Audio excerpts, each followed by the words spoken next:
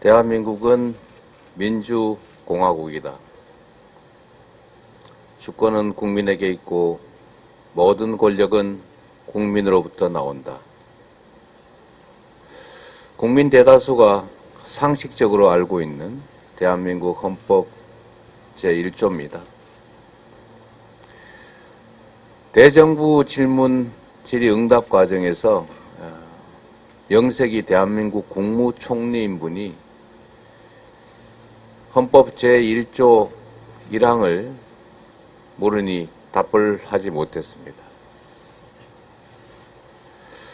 통일부 장관은 국민들이 주권을 행사하면 무정부 상태가 된다라고 하는 국민 주권을 명백히 부정하는 발언을 대놓고 국회 질의응답 과정에서 했습니다.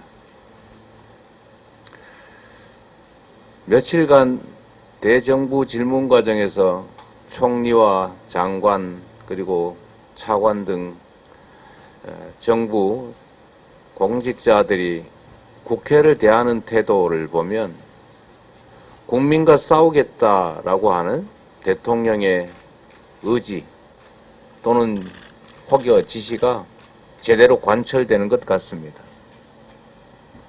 국회의원은 헌법기관이고 국민으로부터 권한을 위임받은 국민의 대리인입니다.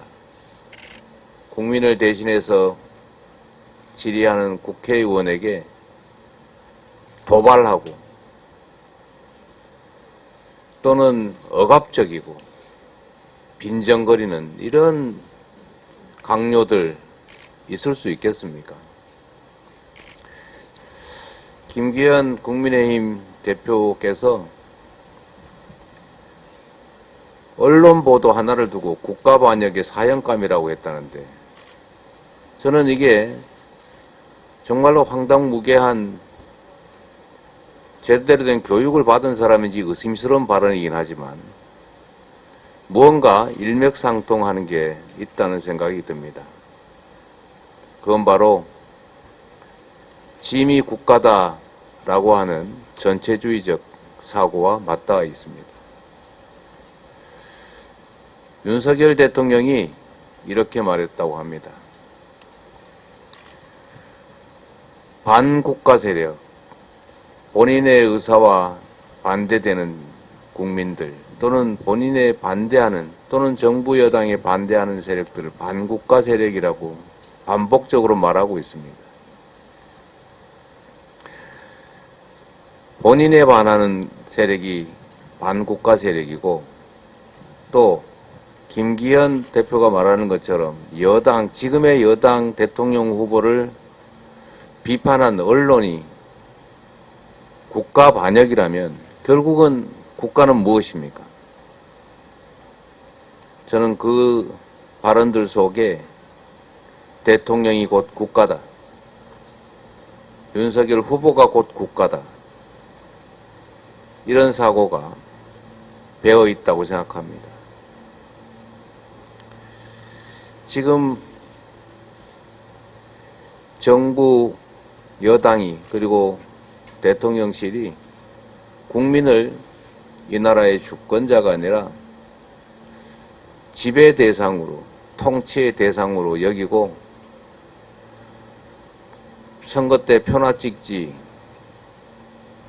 가만히 있어라 경제가 나빠도 민생이 무너져도 한반도의 평화의 위기가 와도 민주주의가 파괴돼도 그저 가만히 있으라 너희들은 지배의 대상일 뿐이니까 이렇게 말하는 것 같습니다.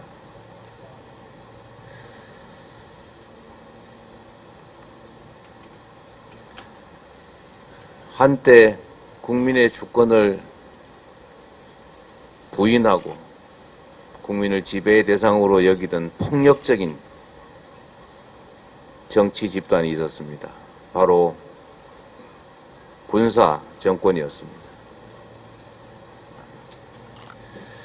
총칼이 영장으로 바뀌고 주체가 군인에서 검사로 바뀌었을 뿐입니다. 이제 정치는 사라지고 전쟁만 남았습니다. 주권은 국민에게 있는 것이 아니라 대통령과 정부 여당에게 옮겨간 것 같습니다. 그러나 이렇게 방치할 수는 없습니다. 언제나 역사 속에서 나라의 위기는 위정자가 아니라 백성들이, 국민이 구했던 것처럼 이 나라의 민주주의 위기, 민생의 위기, 경제의 위기, 평화의 위기도 우리 국민들이 이 나라의 주권자가 나서서 지켜내야 합니다. 그리고 극복해야 합니다. 우리 앞에 장벽들이 하나씩 둘씩 쌓여가고 있습니다. 그러나 그 장벽조차도 우리가 넘어야 될 장벽인 것이고 결국 국민의 힘으로 넘을 수 있을 것이라고 확신합니다.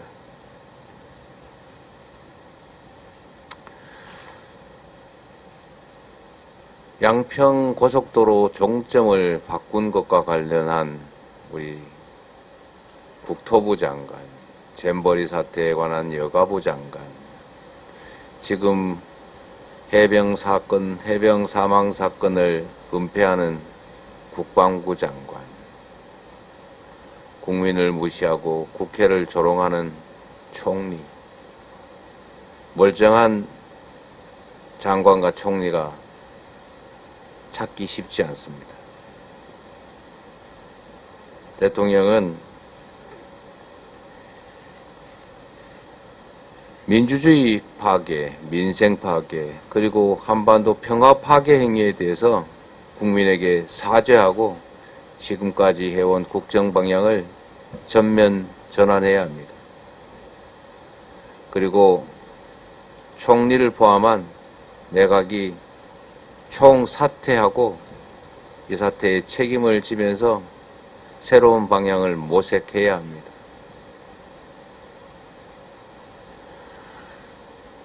권력이 강하고 영원할 것 같아도 그러나 지나고 보면 언제나 잠시였습니다.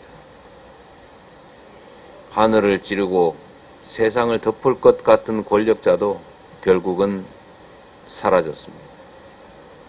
역사와 국민이 심판할 것이라는 이 엄중한 경고를 잊지 않는 것이 불행을 피하는 길일 것입니다. 이상으로 최고위원 회의를 마치겠습니다.